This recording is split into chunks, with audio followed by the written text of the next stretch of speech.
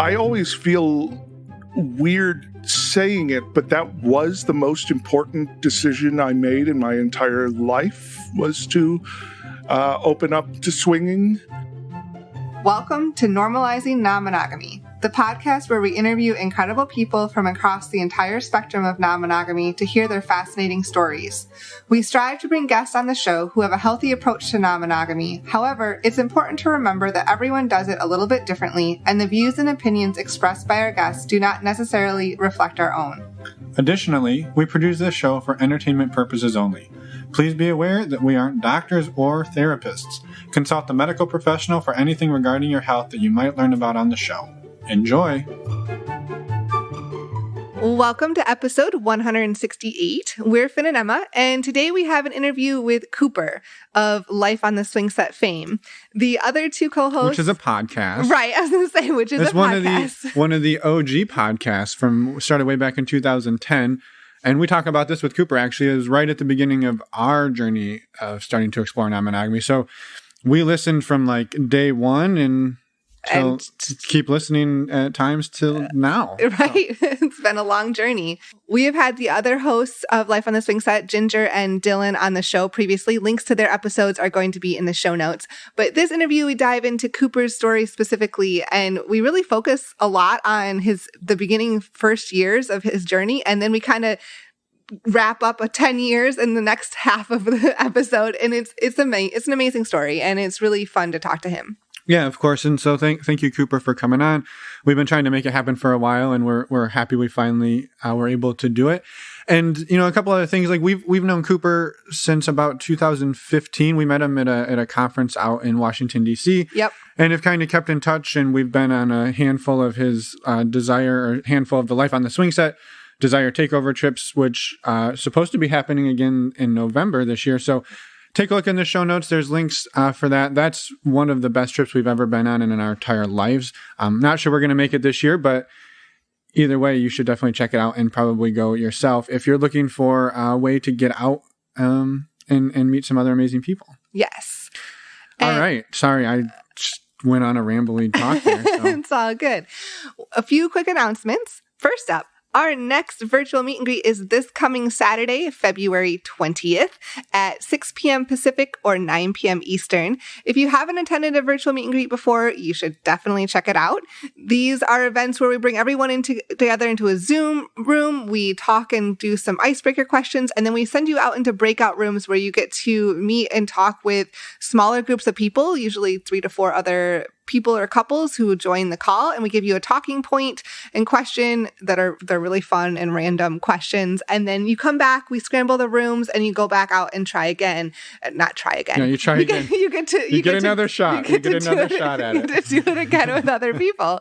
And so we've had a blast doing these. They've been growing every month. And so please come join us. Check it out this Saturday, February 20th. If you want to sign up, it's only $10. They're open to everyone.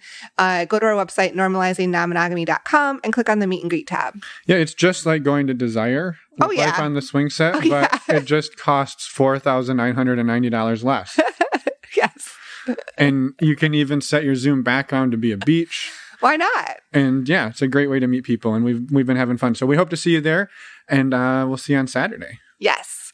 One other quick thing we wanted to touch on before we jump into the interview with Cooper is the last few weeks you've probably seen on Fridays, we've been putting out the Power of Witness series, which is a group coaching sessions or group coaching cohort we did with Catherine of Expansive Connection. She's been on the show a few times, and it has been amazing. It was hugely impactful for both Emma and myself. And the series is over now, but she does have actual cohorts and programs open for anybody who wants to join. They're not part of our show at this point, but if you do use the links in the show notes, we get a couple of bucks for sending you her way. And there is one in March coming up that is got spots open. And so, so if it's something that you listened to and thought that it might be impactful for you, we'd urge you to go check it out and think about signing up. Yes, there's a few spots left in her early March group, and you'd also get a discount by using the links on our page. So go do that. That'd be awesome. Join. It's going to be amazing. I mean, just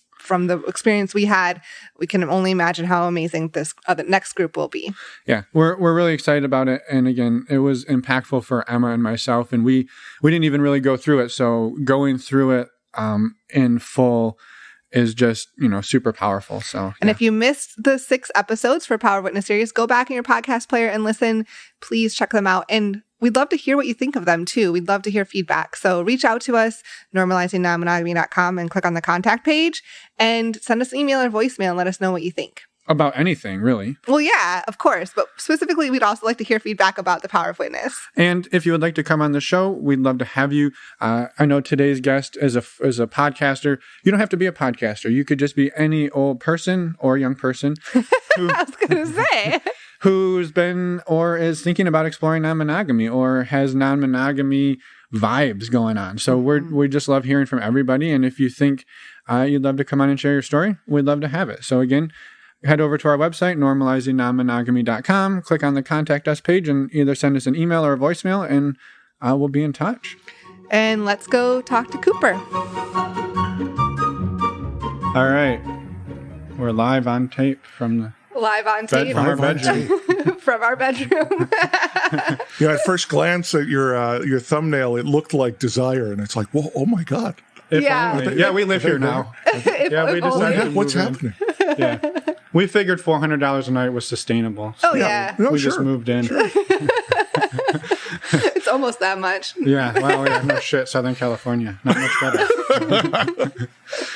All right. Well, welcome to the show, Cooper. We've had every other OG from Life on the Swingset, save for, I think, was it Kylie?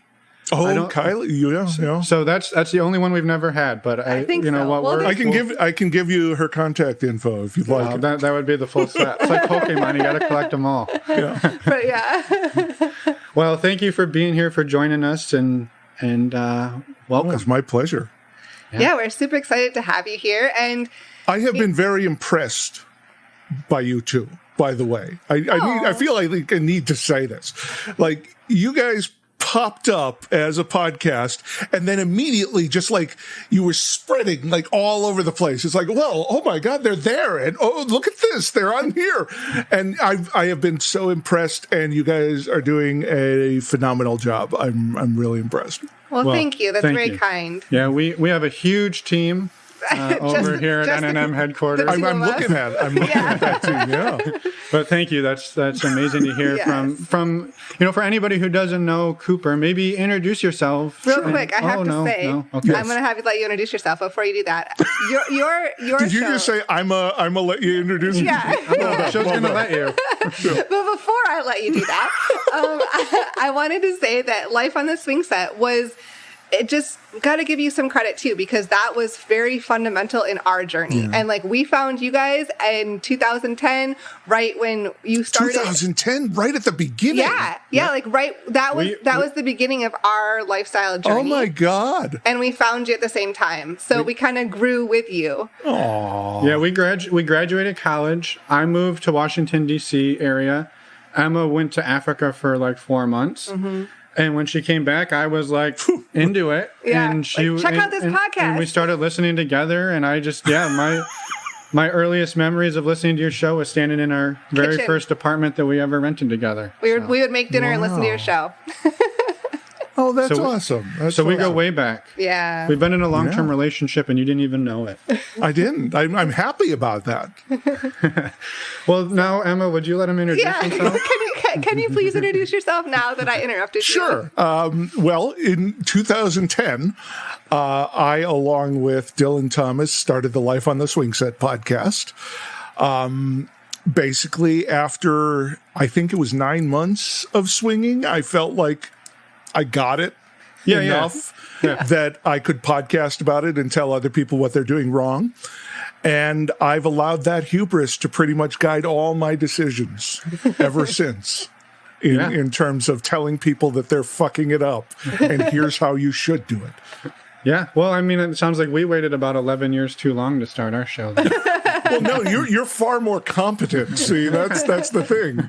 And we don't give anybody advice. We let our guests do that. And then when people write in and tell us we gave bad advice, we said, hey, that wasn't our advice. Right. Well, you That's part remember of our early disclaimer that our all opinions are our own and our advice is for novelty purposes only, I believe. Yes, I remember that.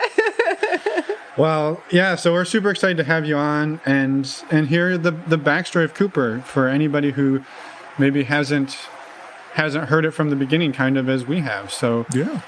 maybe take us back to those 9 months before you and Dylan decided to The early splash days. The early days. Well, it's funny. I listened to a podcast called Halloweenies, and they're doing the Friday the 13th series right now. And Friday the 13th remake holds a very special place in my heart because I saw that the night my ex and I soft swapped for the first time.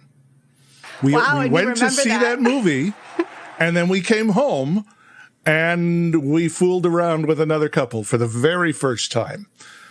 So I will always remember February 13th. It was the 13th, February 13th, 2009, for that very reason.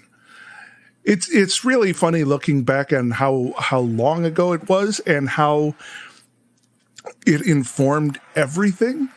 You know, I always feel weird saying it, but that was the most important decision I made in my entire life, was to open up to swinging. And it's changed everything. Like every facet of my life is here because of that one decision way back then. Like my current partner, I met her because of Life on the Swingset. So she wouldn't be in my life without the Swingset, which wouldn't be in my life without that one. Hey, well, let's try swinging. There's always swinging. I mean, it's fascinating to me because I always felt weird that I would say I could never not do this. You know, I could never close up again. Right. And everyone, you know how swingers posture often. It's just like, no, this is just a fun thing we do on the side. You know, the best sex I'll ever have is with my partner. I don't need swinging. You know, yeah. So I've never gone in with that bullshit.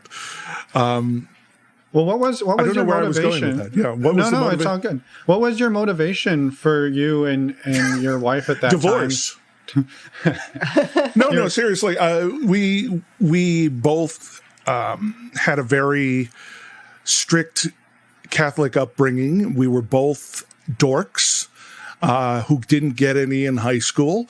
We got together almost immediately after high school, and we got married, you know, from there. So we had never really explored sexually with anyone else. And, you know, I think we were 7 years into our marriage when we opened up to swinging. And it came from the fact that we both wanted to fuck other people, and we were both too scared to tell each other that. And so we were both seeing a relationship therapist who was the same relationship therapist. And she kept trying to nudge us in the right direction, like you should really talk to each other about it. But we figured, oh, well, she's just saying that because that's what you say. You should talk to your partner.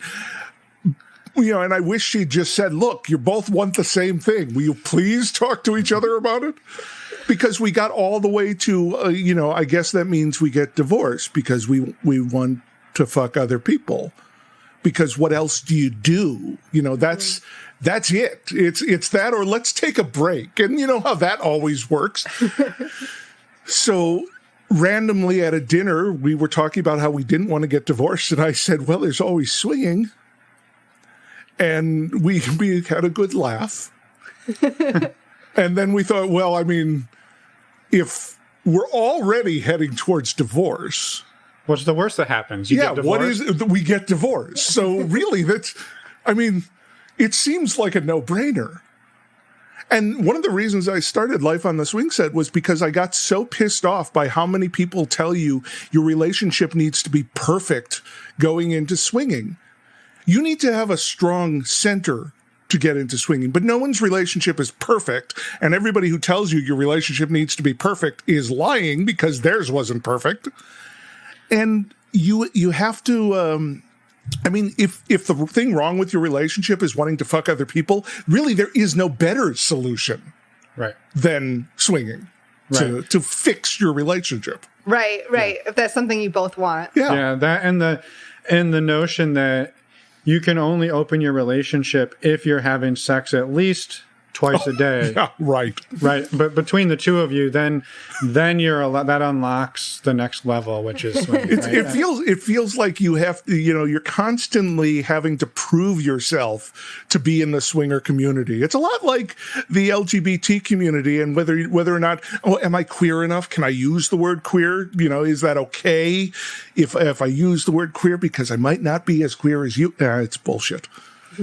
Yeah, we recently had a guest on who said that she they write a blog called Poly in Place, and she said that she was on a date with a woman, her first time going on a date with a woman, and she felt really worried that she wasn't, actually bisexual, or she wasn't bisexual enough to even be on a date with another woman. And I think that's a really hard place to be. It's not something that I've gone through, but I feel for that, right? That's tough. Mm-hmm.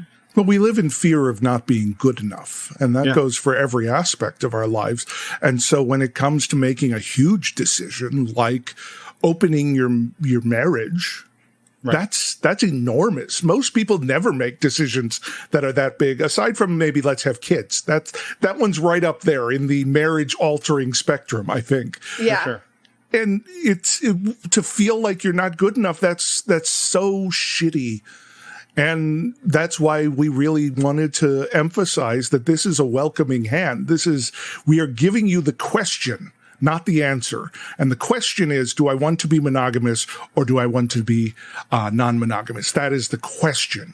Right. Mm-hmm. And whichever way you go, that's awesome. You made a decision. You made the choice. Right. Right. So when you and your wife had this discussion and you had a laugh over dinner, yes. What happens after dinner? What goes on from there? So the reason I had swinging on my mind in the first place is because I had a portrait studio at the time, and I was doing boudoir photography. And a very old friend of mine, my first girlfriend, if you want to actually go along with I had a girlfriend in sixth grade.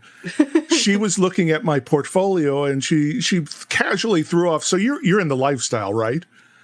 And I had no idea what that meant, but it sounded interesting. It's one of those things that pings. It's like, no, but I want to know more. And so she basically told me that, the swinging lifestyle. And it's like, wait a minute, swinging is still a thing? I didn't think people did that anymore. And so she showed me this video. It's been so long now since I've seen this, but it was like your friendly neighborhood swingers or something. It was done like a 1950s self-help video. It was hilarious and it was friendly. And it wasn't scary. And that was amazing. So that's what led to there's always swinging. And that video recommended Lifestyle Lounge. So after we come up with this, there's always swinging, I thought, okay, let's put some real research in here and let's sign up for Lifestyle Lounge. And we got messaged by a couple within the day we put that up. And we went back and forth. We did the thing, maybe we'll get together. And they're like, no, we'll get together Sunday. We will. We're going to get together Sunday. And it's like, I don't know if Sunday. No, it's going to be fine. We'll get together church. Sunday. That's the day we go to church. So we got together Sunday. So this is less than a week after. Yeah. And that first date, we just met. We just hung out. And then, after we left that date, we got a message from them. So let's get together next week. And I believe the reason for the Friday the 13th thing is because I was planning on seeing it and I wanted to see it and I was still afraid of committing to this. So I said, why don't we go see a movie first and then see where we're at? Yeah. And that's it. Literally, it was like a 2-week turnaround and it changed everything. Like everything was different. Yeah. Leading up to that first night where you just went and met him for dinner or whatever, had you and your wife like talked through like what are we doing? Were you scared? Like what were you both feeling going into that first night? We were weirdly excited, and I think it was a lot to do with the fact that we hadn't had a lot to be excited about for a while. You know, I'm pretty sure we had sex more than we had in the 6 months that preceded it in that first week. And it was we weren't really afraid because we had no idea what was happening. We had no idea what it would be like. We knew we were getting together for food and drinks, and that's it. We knew that. So, but even still, it was like, you know, we're getting ready for this thing. And I couldn't remember the last time I'd been on a first date, you know, and it was just so odd preparing, you know, looking good, but looking good for other people, not looking good for each other, because that's fine. That's one thing. But looking good for other people requires a whole lot of extra information to process, right? And yeah, I don't remember it being scary in a negative way. It was just scary in a, we're really doing this, aren't we? This is like a thing that's actually happening. But it is a damn good thing that we were basically bullied into our first date, because we probably would have sat around on that website for 6 months and made almost plans. Right. Yeah. You needed that little push. Yeah. So you go to see Friday the 13th. Yes. You have your first soft swap. What happens? What happens after that between Well, because you? approximately 9 months later, you were ready to start a podcast. Right. Well, I mean, You kept going. So what's really funny here is to give you an example of how my life changed. So I was blogging as for a long time leading up to here, and at that moment, I didn't know what else to blog about, because nothing seemed as important anymore. You know, all the little bullshit I used to blog about wasn't important. And so we immediately met another couple that Sunday after that date, because we were not paying attention to any sort of, we waited for this kind of sexy time for a long time. So now, like, it's available to us. Let's go for it. So I just stopped everything else in all my other weird little goofy outlets in my life, and I started making notes about what was happening in our life and our relationship. And about 6 months in, I wrote a screenplay about swinging. Again, see, I feel like I understand things very quickly. That screenplay actually became my book, A Life Less Monogamous, a decade later. But it was about trying to figure out who we were now, because there was a very distinct before swinging period and a very distinct after swinging period. You know, it was a major dividing line. And the day after, actually, so I was a wedding photographer way back then, and I was shooting a wedding the day after this. And so I'm constantly texting my ex to see if she's okay, you know, that she's still happy with our decision. I'm dealing with the weird euphoria that comes from a brand new experience like that. My father at one point calls me on the phone and said, "Did you have fun last night?" And I panicked because I had no idea what he was talking about, but he couldn't possibly be talking about that. No, he was just talking about the movie that I'd been talking about on Facebook all week that I was going to go see. Yeah, that was, did you have fun seeing Friday the 13th? Not did you have fun having sex with other people? You need to teach him about communication, Cooper. Well, if I did that, then my parents wouldn't leave the voicemail that says, "Hey, I need to talk to you about something. Call me." Yeah. I know. Yeah. It's the worst fucking voicemail ever. Yeah. Yep. I got one about 2 weeks ago from my dad in the middle of the afternoon. Can you talk for a minute? Oh, no. And I'm like, Jesus. And I call him. He's like, "Hey, I bought that steak you were talking about, and I wanted to make sure I knew how to cook it right."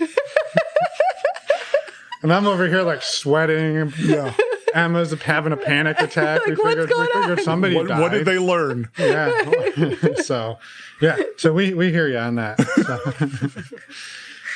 Yeah. So you're sorry. I didn't mean to go on a tangent there. So you're at your wedding. You're at the wedding, and you and your ex-wife are kind of reliving the whole thing via text message. Mm-hmm. And then we discovered Swingtown, which it's so depressing that didn't get more than half a season, because that was on Netflix right there. And it was perfect because also at the beginning of Swingtown, first it takes place in Chicago, and we're from Chicago. But second, they reference Schaumburg, which is the town we lived in at the time in the first episode. And it's just like, well, okay, see, everything's coming together here. It's just, this is clearly what we needed to be doing. This is meant to be. Meant to be, yes. Yeah. So I guess you wrote the screenplay and had all these experiences. Well, and it sounds like pedal to the metal, right? You said like we met that couple. We went the next week to met another couple, and you were just we did soft swap with a few couples, and then we were invited to a party that went No, this was a different party. We were invited to a party where we met the couple we would ultimately first full swap with, and that was very cool. And that was the party where I really recognized what it was that was so valuable about this. And it's the sex, yeah, it's awesome, but really it's about touch and close interaction with other people. And yeah, that's sex, but that's also just being able to touch the person you're talking to. And we try so hard not to do that in the real world because people might misinterpret what you're doing, because everything is in the front to the relationship they have. When you remove that sexual barrier from your communication, it's really easy to talk about anything then, and that party, I was having a conversation with one of the couples that we were spending time with, and a friend of theirs, and the friend was telling a story, and she leaned forward and put her hand on my knee. And that was the moment where it just all clicked for me, because it was like, this is it. This is what I'm not missing because I never had it. Mm-hmm. This is what I want. This closeness is what I want and need. And it really, we may have gone full throttle into swinging, but we didn't. We were very lucky in that we met a group of people very early who were all friends with each other. So they were having parties, they were hanging out a lot. And we got to see the version of swinging that emphasizes friendship and relationships. We never really had the version that's more hookups and one night things. We didn't do that. And so we were kind of doing poly light at the very beginning, it all cohesed into place there. Right. And ultimately when I look back on that first couple we were with, he was a toxic monster, but I didn't realize it then. Right. And that's good, because had I realized it then, we may not have ever progressed. Right. But he specifically told his girlfriend that she was not allowed to have an orgasm with me, and was not allowed to tell me that she was not allowed to have an orgasm with me. So he's over there really, really pleasing my wife, and I can't seem to get anywhere with his partner. There was a lot of mind games bullshit there. Yeah. Right. But you didn't know it at the time. Yeah. But I didn't know it. Right. And thankfully we progressed past them quickly. We moved into this group, and it was wonderful there. Mm-hmm. Yeah. I was curious. So, I mean, for anybody who was paying attention at all, you've referred to her as your ex-wife. So the spoiler there is that you're no longer married, right? Spoilers. Yeah. For a while, did this bring you two together and Yes. enhance your relationship. Yes, without question. We were together 4.5 years after we started swinging, and we probably would have been together maybe another 6 months had we not. Okay. So regardless of how it ended, and it didn't end terribly, it ended as amicably as divorces can go, really. Mm-hmm. But swinging extended our relationship, and swinging gave us so much and changed us both so much, and gave us the wonderful perk of having someone there to help you through your divorce. Right. Because you had community and you had friendships and deep friendships. So, the thing about, the thing everybody asks is, did you divorce because of swinging? And no, we did not divorce because of swinging. What swinging did was it hid some of the problems for a while. Mm-hmm. And there are always fundamental issues that you have. And the question is, how well can you work through those issues? And fundamental issues like money or time or, things you enjoy, those things aren't going to go away just because you find a new thing you enjoy. It just distracts you for a long time. So we were distracted for 4.5 years, and that's a wonderful long time. And then we weren't distracted anymore. And we saw the problems, and we realized that was it. We can't continue to do that. And so we got divorced, and you know what? I'm still 100% happy with the idea, with the choices that we made up until that point. And it really caused me to reflect on impermanence and how relationships don't need to last until you die to be successful. There were great things that came out of my relationship, and there were great lessons I learned from my relationship. And I can take those to every other relationship I have. Right. Yeah, no, I think that's hugely important, and thank you for sharing. And I know, one of the things that people often say is, well, if you have a bad relationship at the core, swinging will expose that. And I think this might be one of the first times where we've heard somebody say that swinging actually camouflaged some of that, because it sounds like the problems that you were having weren't problems that would be magnified by swinging necessarily. Right. They were problems that were on like the complete opposite side of the relationship sphere, so to speak. And so they were easy to push down and let the excitement kind of overshadow them. When I think the reason everybody says that about swinging is because swinging forces communication. Mm-hmm. And if you're not good at communication can go very badly. And if you don't improve at communication, it could end your relationship. Right. It really doesn't matter the fundamental issue there. But if you're like, money problems is not a communication issue, no matter how you talk about it, it's still a problem. Mm-hmm. So therefore, but it's exactly that. And I do understand why people say that. And I realize I am probably an outlier in the swinging solving a relationship problem category. And I would never recommend that people use swinging to solve their relationship problems. But I also, and the reason I started a podcast, the reason we started Life on the Swingset was to be willing to say the things that swingers weren't willing to say.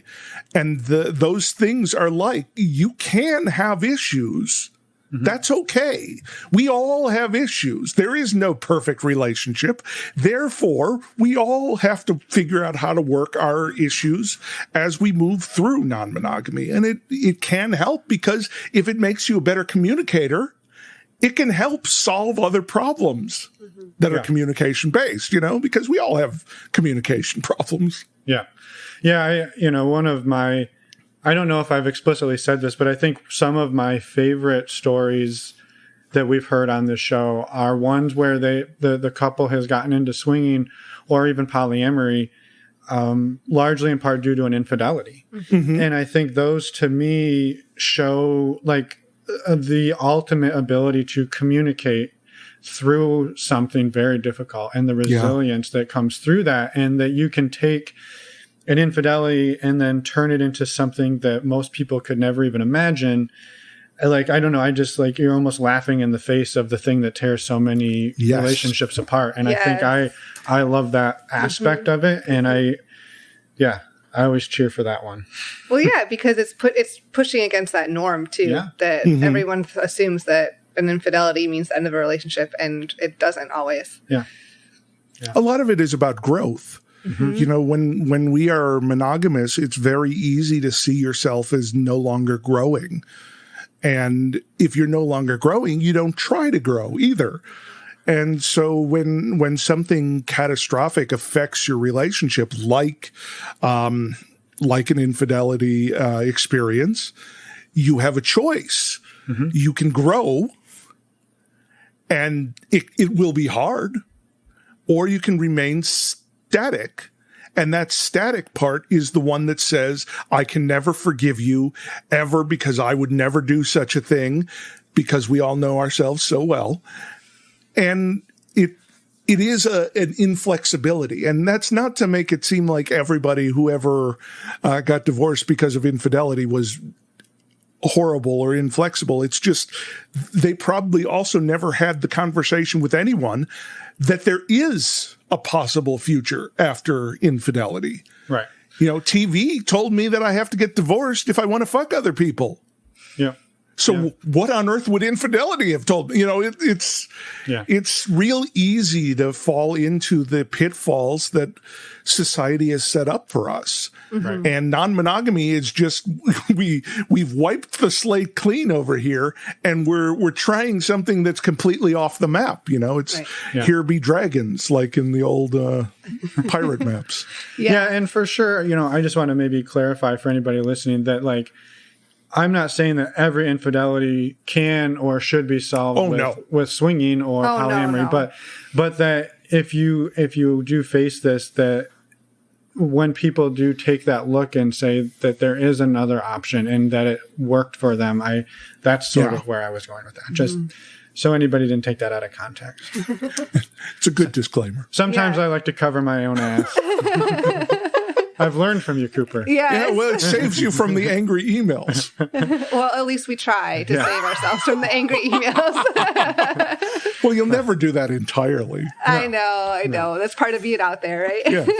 So, all right. So you and your ex-wife, you're progressing through. You've full swapped. You've moved away from the couple who was super toxic, or at least the guy who was super toxic, and you've really found this community of really this friends with benefits, this sort of poly adjacent, poly light type thing. How do you two move forward at this point? Or maybe at this point you are not you two anymore. You're exploring. No, we started exploring actual poly when we met a unicorn. And we stumbled into that. We were not hunting. We just randomly came across one. And it was really a question of, well, we're already really, really close with these people that we hang out with, and we care very much about them. So at what point is there a difference between romantic love and friend love? You know, in monogamy, there's very clear lines. But in non-monogamy, there isn't, unless you're forcing yourself to have those lines. You know, because there's nothing wrong with excluding romantic interest from your non-monogamy. There's nothing wrong with that.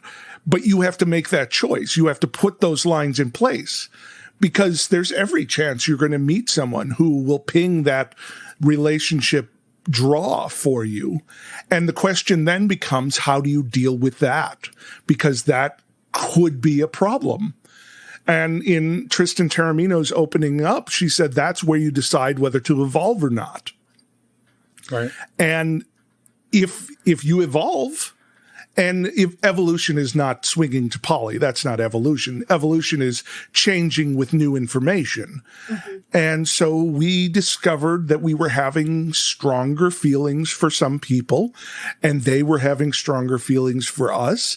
And Shira B. Katz, our polyamorous queen, was on the podcast at this point. And so we stopped being afraid of it, because at the beginning we were really afraid of it. You know, sex is easy. Mm-hmm.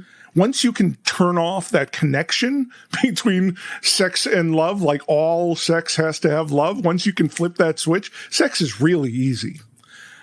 It's more difficult when you include the love part, because then you have these weird areas to navigate. And poly is hard. It's really, really hard. And you don't, it doesn't get easier. You just get better at it. And that's the hardest thing about it, is you're constantly finding new and surprising things in poly that you don't know how to deal with. And that's when all these friends that you have, this network of community that you have, is so valuable, because someone who's been through similar things can give you far better advice most of the time than an academically minded therapist who has never experienced non-monogamy and is reasonably likely to attribute all your problems to non-monogamy. Right. So we had started poly. We had relationships with people we were close to, and that's about where we started to fall apart. And I was very lucky that my current partner, Elle, came into my life right at the tail end of my marriage, and so was able to be there through all of it, and that really made a difference for me. And the divorces are hard. That's just the way it is, and regrowth afterwards. I'm very different now than I was when I got divorced, simply because my current style of non-monogamy really emphasizes queer relationships that I have, my connection to the LGBT community here in Chicago, and that's a very different aspect of non-monogamy than it was before. Because like when I would throw swinger parties, who turns up to a swinger party? Well, hetero couples who have bisexuality sprinkled in there, mm-hmm. and unicorns. That's who turns up to a swinger party, mm-hmm. but mostly couples. But who turns up to a queer sex party? Well, anybody. Anybody who's interested in exploration and growth and sexual experimentation. That's who comes to those parties. And that's been so gratifying, because we've been able to meet such variety of people and explore different kinds of relationships with different people. And that's really what I've been trying forever to turn the Swingset Takes Desire, our yearly except for this year, except for 2020, because we're in 2021 now, right? Right. Yeah. Exactly. We're living except in a new for 2020. That foul year. We've really tried to make that a queer safe space, because really there aren't major queer safe spaces in most venues for swinging. There's a lot of that, guys can do whatever they want behind closed doors. It's like, oh, great, thanks for the permission. You would never have known I was doing something behind closed doors, so thank you for telling me I can. But to be in a community where, like, I identify as queer, but I mainly am a bisexual male, and bi guys are very, very, very looked down upon in the greater swinger community. It's changing, but it's not changing a lot. It's changing in pockets. And that's really one thing that I've definitely learned, is I have insulated myself from the swinger community at large by building my own community. And I should have known that. I should have known that if I invite people to be part of a community, they're probably going to be responsive and reflective of the people I like to be around. Whereas you look at the greater swinger community, and this is where I get controversial and difficult, so you can tell your listeners to send their hate mail to me. By and large, these are tourists in sexual exploration. They're not part of a community. They dip their toes in and out. You know, it's something they do on the weekends for an hour. Well, not an hour, like 5 hours. But they don't do, it's not who they are. It's not part of their identity. The thing that boggled my mind was how much pushback. So I was at Naughty in New Orleans in 2019, and I did a session on male bisexuality. And I was shocked by how much pushback I got from the suggestion that most swingers are part of the LGBT community. And they're like, no, we're not. It's like, well, what do you think the B stands for? That's bisexual. Did your wife eat any pussy last night? Because if she did, she's probably at least a little bisexual, which means you're at least a little bit a part of this community. And by pretending you're not, that indicates tourist. If you refuse to acknowledge that, and this is not a you need to do things my way. This is literally you are part of this community, whether you want to admit it or not. But by not admitting it, you're hurting this community. Because by not admitting it, you have created a division. You have made it so that bisexuality in the swing community is somehow different than bisexuality in other communities. Right. It's not real bisexual. We're only bisexual at one weekend of the month. Right. Yeah. And if you only like to do that, that's fine. It is bisexual, but it's fine. That's it. It's fine. It's just quit telling everybody else how they need to do it. This is where I was going with this, actually. The best thing we can do is continue to explore and grow.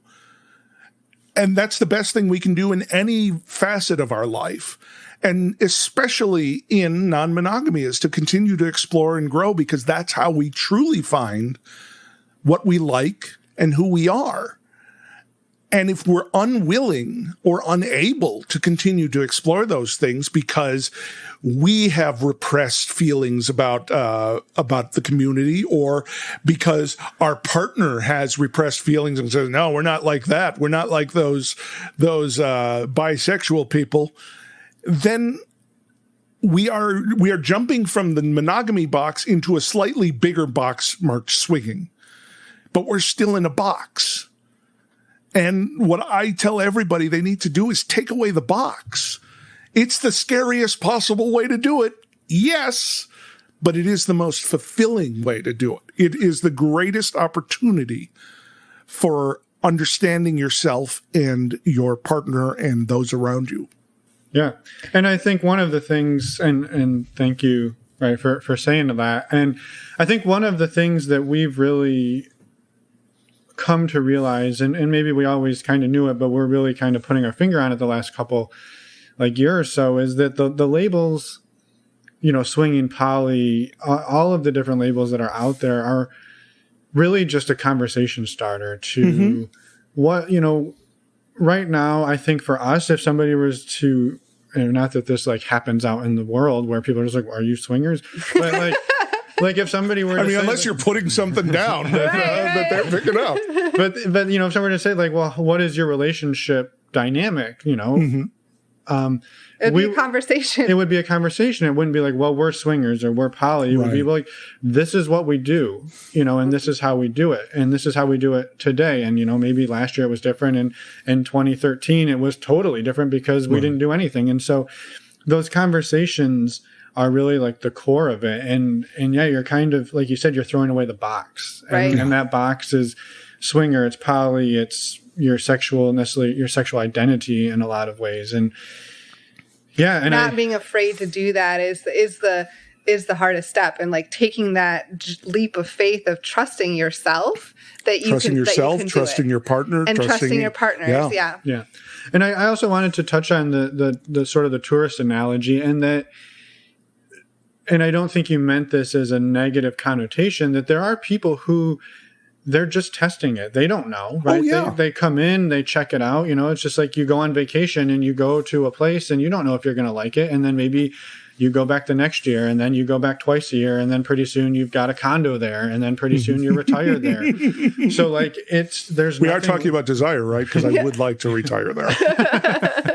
So it's, that tourist, like, I didn't want anybody listening who's like, well, now I feel like a tourist, to think that was a bad thing, because that's where a lot of us start. That's where you started, right? You guys went to your first tourist dinner with another couple because they bullied you into it.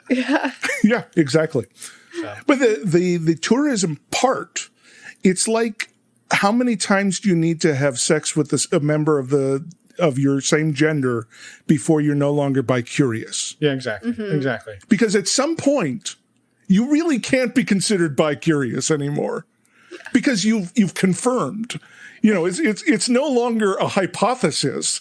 It's a thing. It's actually true. It's a fact.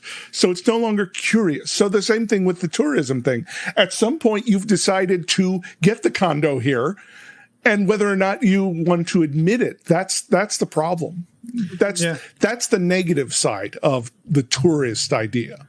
It is, and and you know, some compassion there for how difficult that is, right? If to admit that, right? That, you know, being bisexual or being gay or anywhere on the spectrum, the sexuality spectrum, is like, it is scary, right? And because a lot of times it is looked down upon. Right. Well, and it's so many of us have it ingrained from a very early age that's not acceptable, and so and sinful, and your parents would be very angry. Right.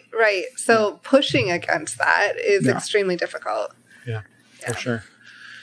And really, it's important to note that I am not exceptional at any of these things.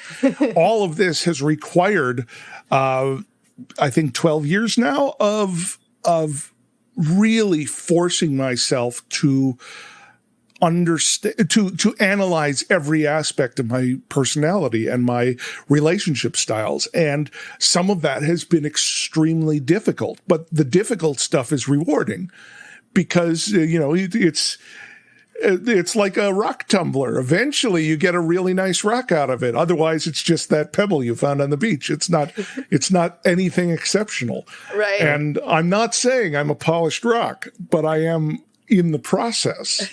Yeah. And that, I think we're all trying to be in the process, right? That's the continual growth throughout your life and pushing yourself. Yeah.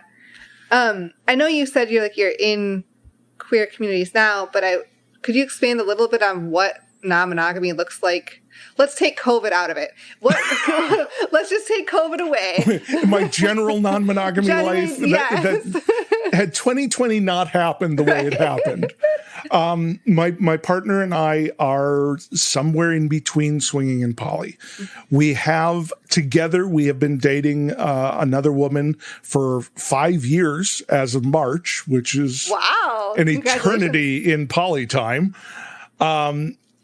And we have additional other relationships, and we still do have playmates, like swinger playmates, and we still do enjoy throwing and going to parties.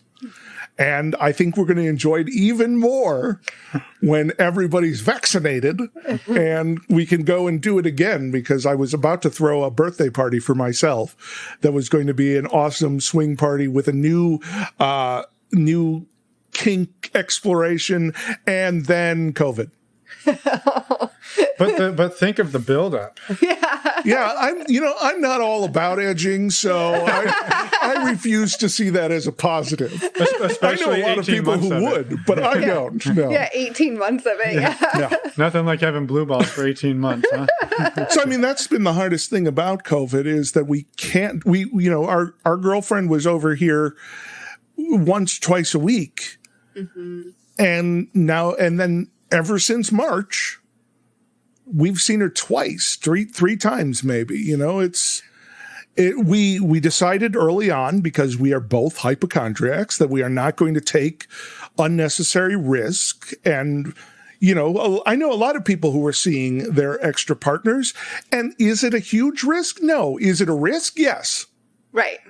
So that's fine. I don't allow for anyone deciding to go to, Thanksgiving dinner, but seeing one other person, I'm fine with that. Yeah. But we didn't. And it's been so incredibly difficult because, like, everyone's like, oh, well, you can have a great Zoom relationship. It's like, no, that's worse. Seeing someone but not being able to touch them is infinitely harder than just pretending they're away. We're having a Victorian relationship now. We send missives via text, and my fervent hope is that we all are able to be vaccinated by our anniversary in March and can actually get together and really get together, not just sitting across, 12 feet from each other wearing masks, because that's not better than nothing. Right. That's barely as good as nothing, really. Right. That's like a little bit above a Zoom call. Yeah, exactly. Yeah. Well, but yeah, that's my style. I always tell people I'm non-monogamous. I do like the term swinger a lot more than a lot of swingers because I think it's funny. And it does surprise people in that, wait, that still happens way, and that's fun. But especially after COVID, I'm finding it really difficult to identify with the swinger community. Yeah. Yeah. It's been a very divisive pandemic. We'll just say that. Yeah, we can just say that. It's probably the most divisive pandemic we've ever lived through. I'll say that. Oh, it is the most divisive pandemic I've ever lived through. Yeah. So you and your ex-wife, you said going into sort of the kind of that transition from married to not married was also sort of your transition from swinging into a little more poly, and coming out of that, how did you evolve? And again, not saying that the evolution was from swinging to poly, but how did you change? How did you maybe grow over the next couple of years as you were starting to explore more? It made me a lot more cautious, made me a lot less willing to move in a love relationship. And my current partner, Elle, she had never really been in an expansive non-monogamous relationship. And she was walking into my life as not only am I wide open, but I have very specific ideas of the way I do non-monogamy.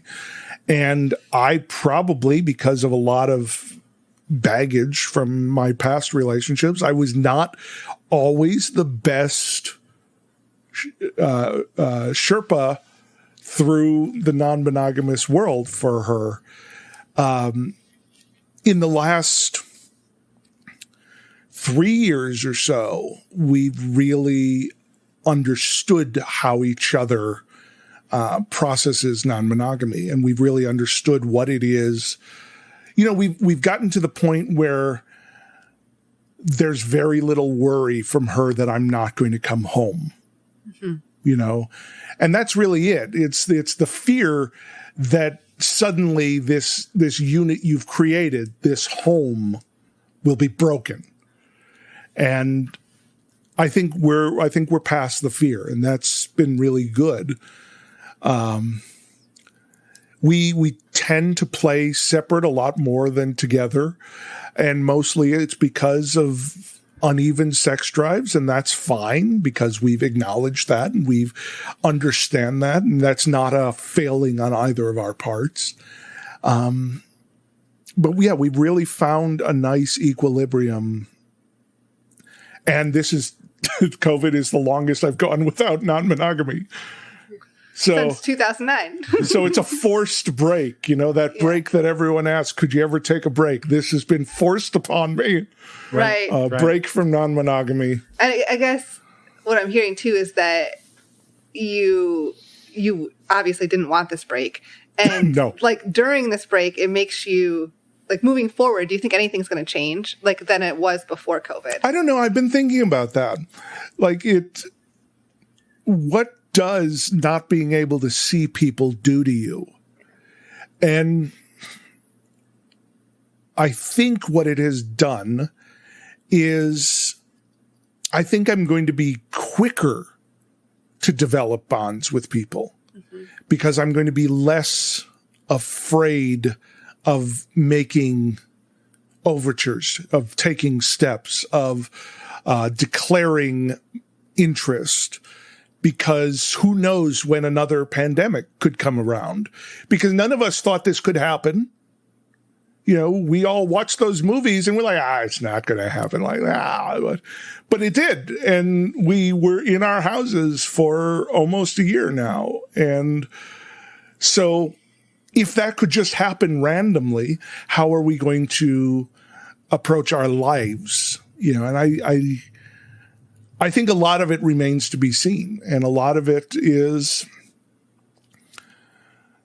that I want that touch that we talked about. I want that back because, you know, my partner and I cuddle, but there's still nothing like 3, 4, 5 people in that cuddle. You just can't do that with 2 people, you know, and that's rough. And so I'm hoping for good things. Really, we had our 1918 flu.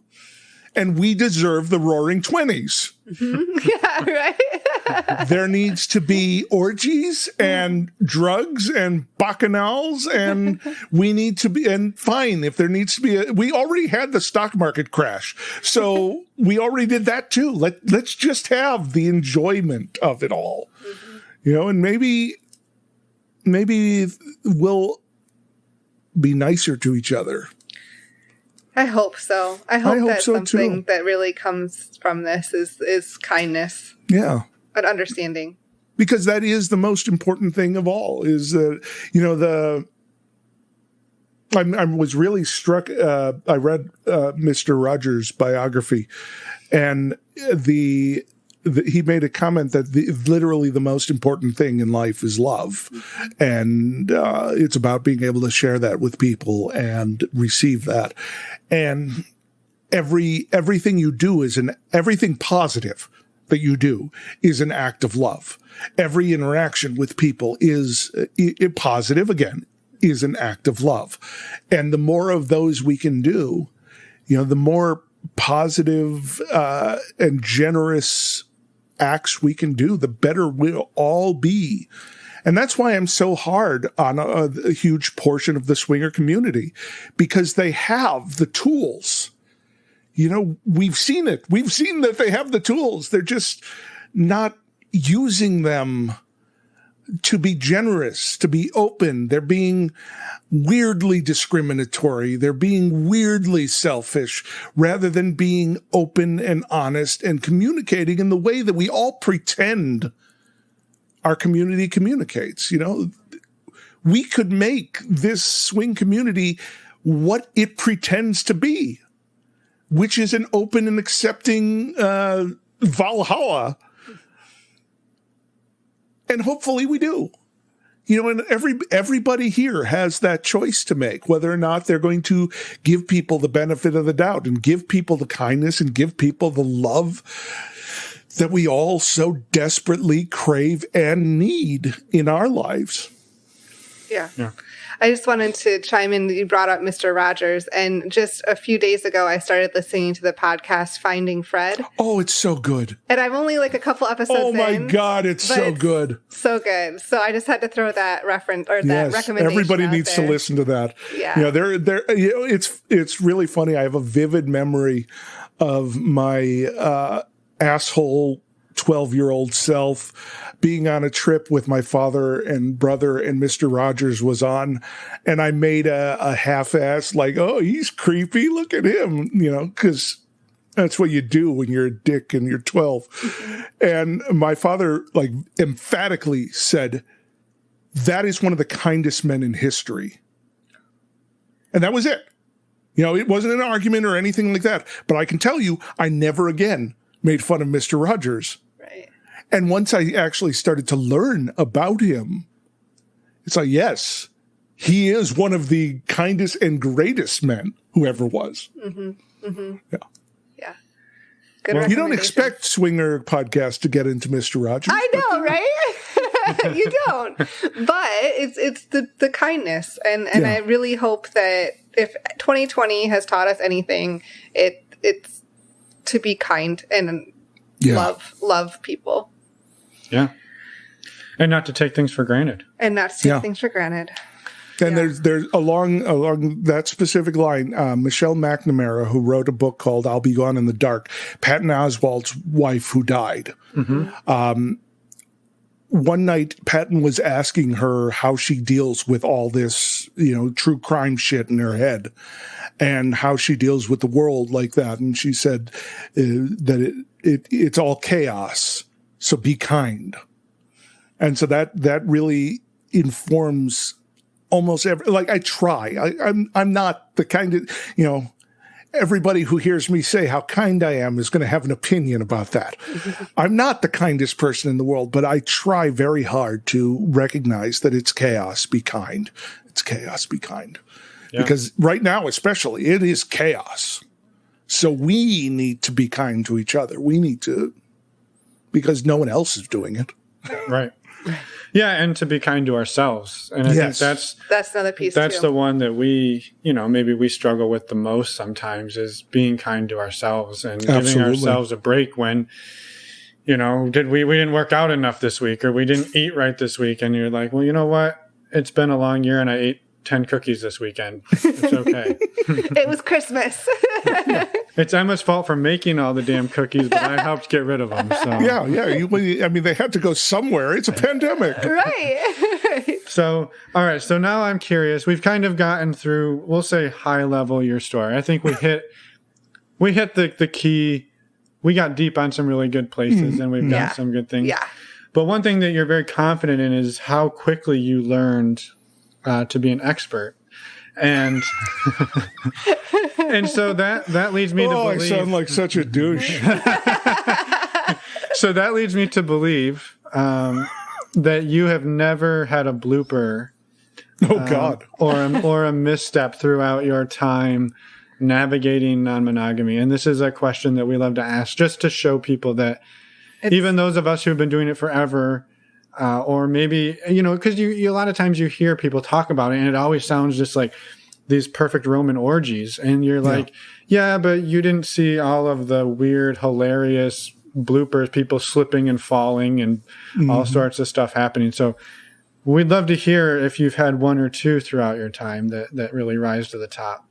Well, first of all, I want to say that my first book, My Life on the Swingset, could be subtitled, I Fucked Up So You Don't Have to. Because it's all about the many, many times I did stupid shit in non-monogamy. So, yes, many times. I have a weird story. I don't have any hilarious swinging stories or big. I have a weird story.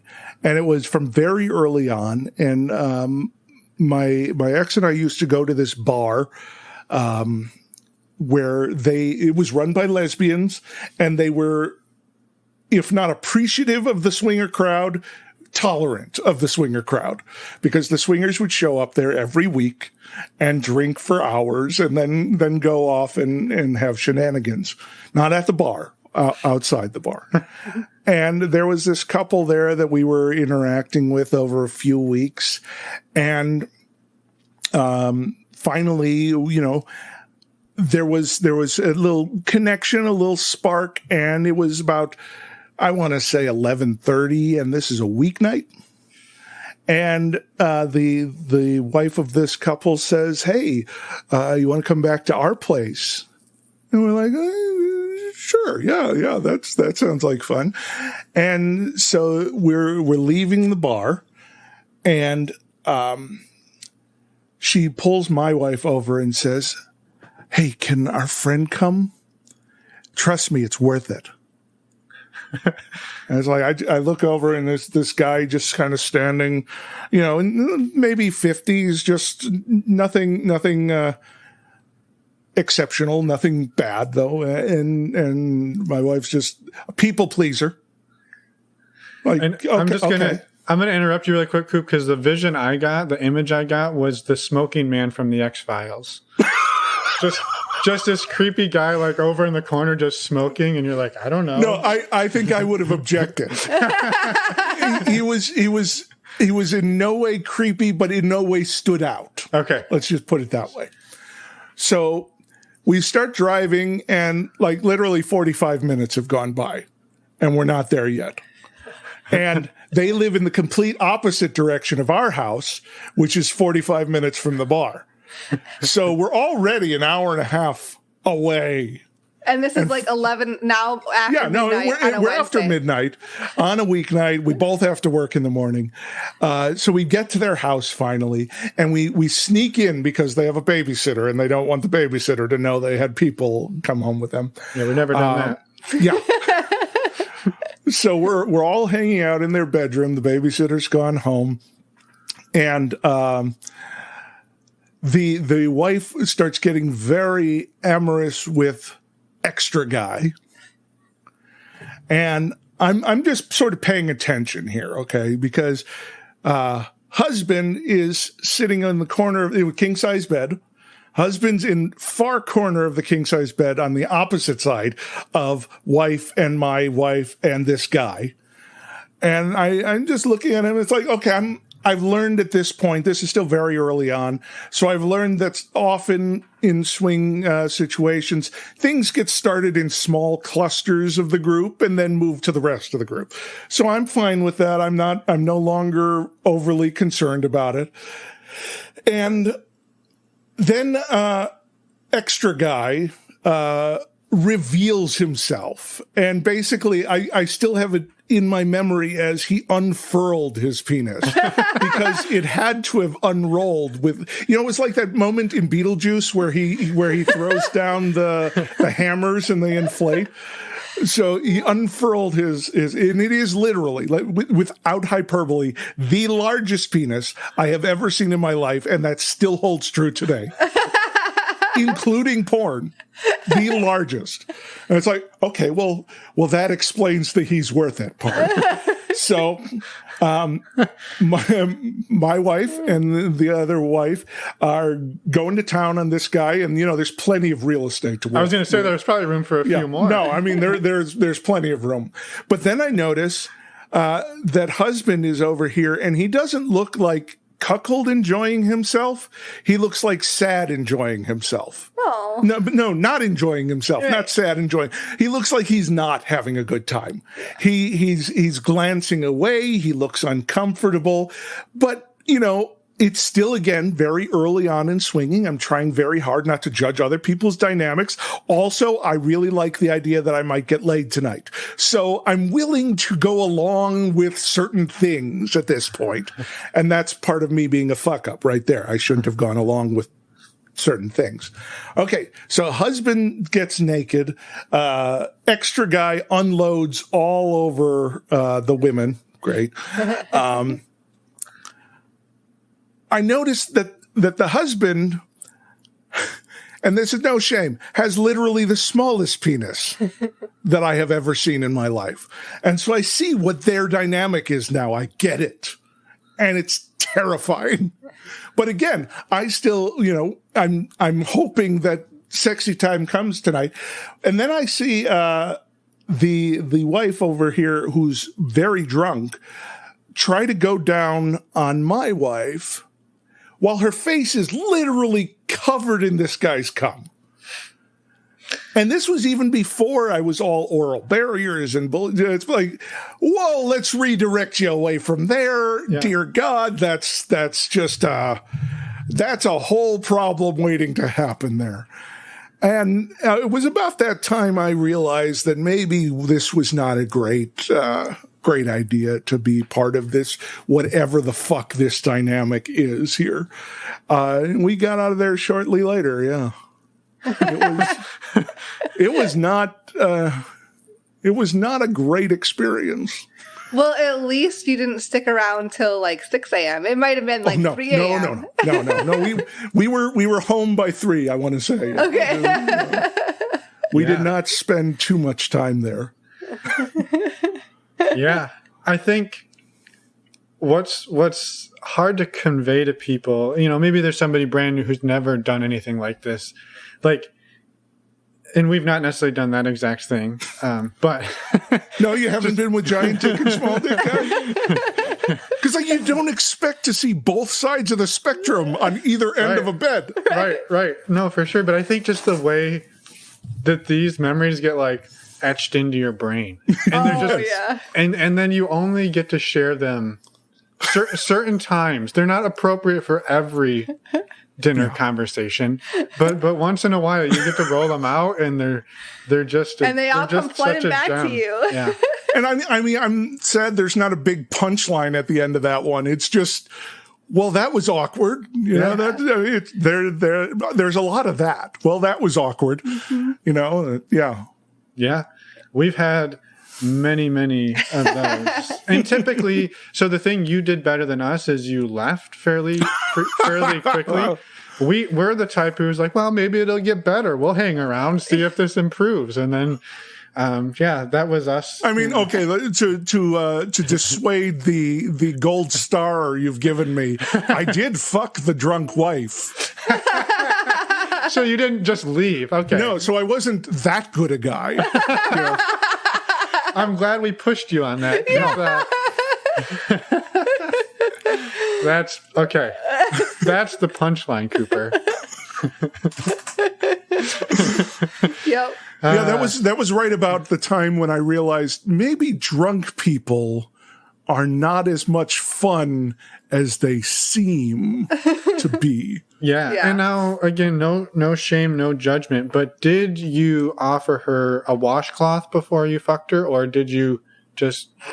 Well, once I'd redirected her, she wound up going back to the other guy, and so it was no longer my problem at that point.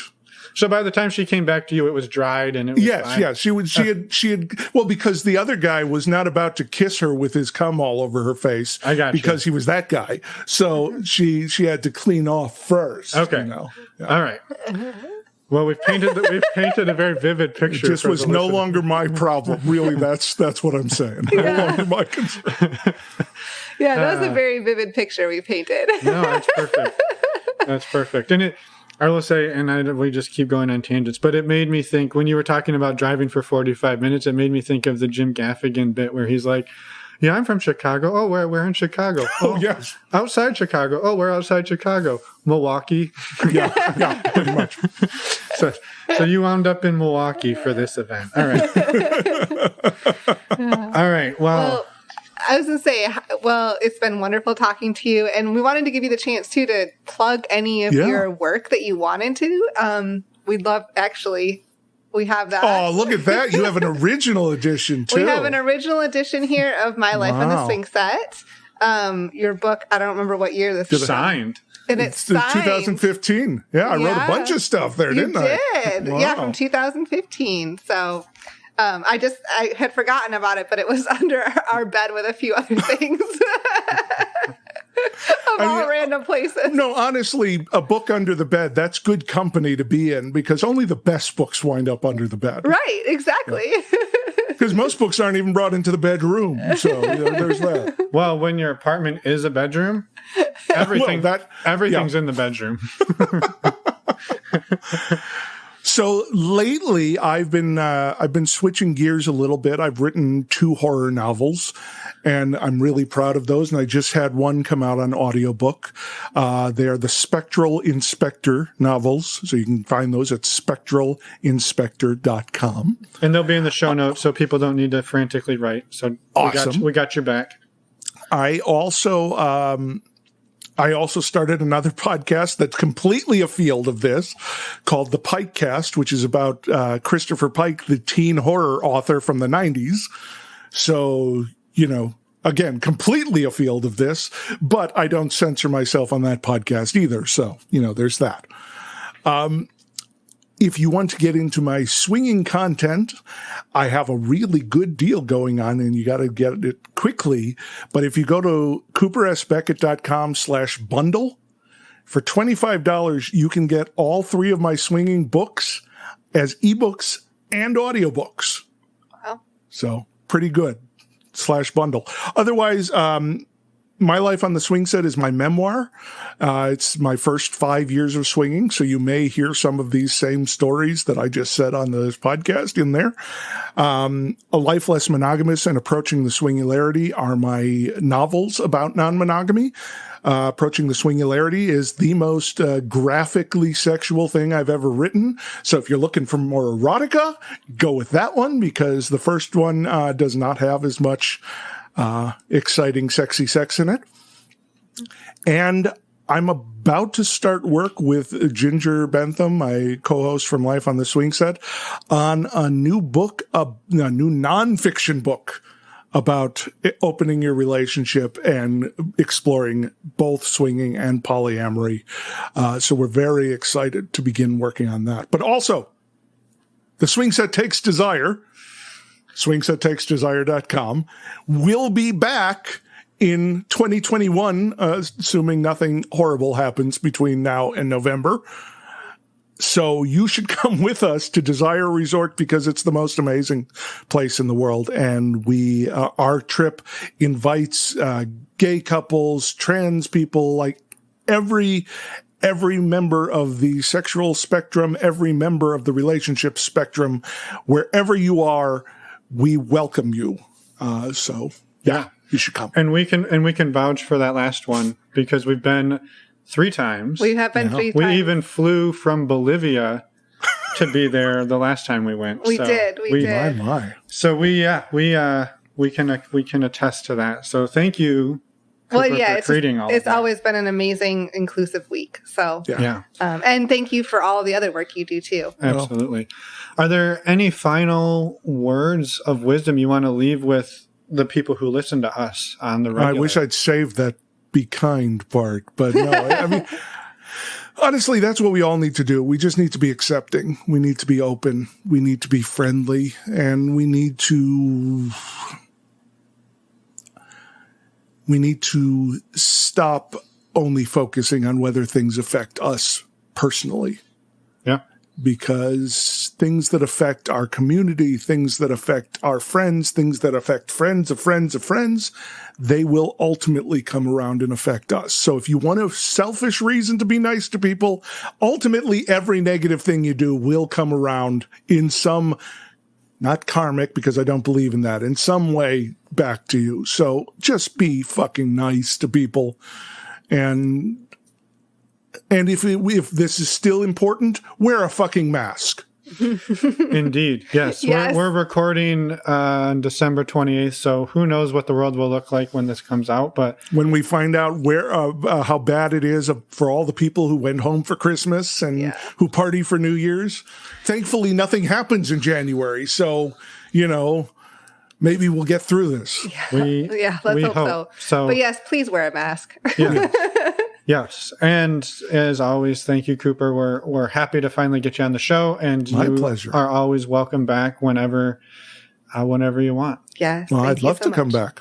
So we can talk middle era rather than origin stories. Right. Yeah, we got like the origin, and then we just like light speed past. And then today we did. But you know what? We went through 10 years real fast. We're like that behind the music part where they don't really want to focus on the good years because the good years are boring, So we got to get to the point where, and then the band broke up. And this version is, and then COVID. Yeah, and then COVID. Yeah, fuck. Well, we'll bring you back for the middle years, the boring years, as we'll call them. And you're really reeling people in here. Yeah, don't call them that in the title. No. But awesome. Well, thank you again, and have a wonderful evening. Yeah, thank you. Stay safe. And we're back. Thank you so much, Cooper, for coming on the show and sharing all of your story that you did. It was amazing to talk to you. And for all the work you've done in the community, kind of blazing a lot of trails out there. So thank you for that. I especially love that we touched on Mr. Rogers in this episode. Yeah, and since this recorded, I've actually been listening to the both have Finding Fred podcast. So highly recommend it if you're needing a break from your non-monogamy podcast. Although maybe Mr. Rogers gets there. I don't know. I'm only about halfway through. I haven't finished the series yet. I don't know how it ends. So you never know what's going to happen. We also wanted to take a minute here to thank all of our Patreon members, and we have an amazing community there, and it would not be possible without all of you who joined. So thank you so much for joining and contributing and being part of our community. If you're unfamiliar with Patreon, it's a way that you can support the show and join our community at different levels. You get access to our monthly Q&As. Our next one is February 24th. We do one at 9 p.m. Eastern and one at 9 p.m. Pacific. These turn into pretty informal discussions and really are a really supportive group. We love doing the Q&As. We also have a MeWe chat group with everyone in the chat group just talking and supporting each other. And we have men's and women's groups as well. So please go check it out. You can go to our website, normalizingnonmonogamy.com, and click on the Patreon button. Yeah, and just to kind of build on what Emma was saying, like if you are out there looking for people in this community, or maybe you're brand new and you don't even know where to begin, like this community has been a really great place for people to come in and ask questions and meet other people who are just exploring it themselves or figuring it out, and everybody's just super supportive. And yeah, it's been a really kind of a great help for both of us going through the isolation of COVID and everything like that. And so I don't know, we've had a lot of people in there who've said that it's kind of been their lifeline for the last year and a half. And so yeah, we'd love to have you check it out. If it's not for you, you don't have to stick around. It's no hard feelings. And yeah, hopefully we'll see you there. We'll see you at the next Q&A perhaps, or in the MeWe group. And a really quick reminder, meet and greet this Saturday, open to everyone, $10. Go to our website, normalizingnonmonogamy.com, click on the meet and greet tab and sign up. And next week, we have our interview with Alice and Sam. Yeah, fantastic interview. As always. We actually had the privilege of going hiking with them last weekend. Yeah, we did. So we mashed up, socially distanced, and went for a nice hike outside on Valentine's Day. We did. It was awesome. Which was interesting. Because we don't usually celebrate Valentine's Day. We don't. I don't know if this counts as celebrating it. This was just hiking. This was just going for a hike with friends. Yeah. I don't know why I said it was interesting. Well, it was interesting. Anyway. Should I stop talking? Yes. I think you should stop talking. We had a great time. You should come back and listen to their episode next week. We'll see you then. Bye, everyone. Thanks for listening. Thanks for listening to me ramble on. Is that what you're trying to say? I was trying to wrap it up.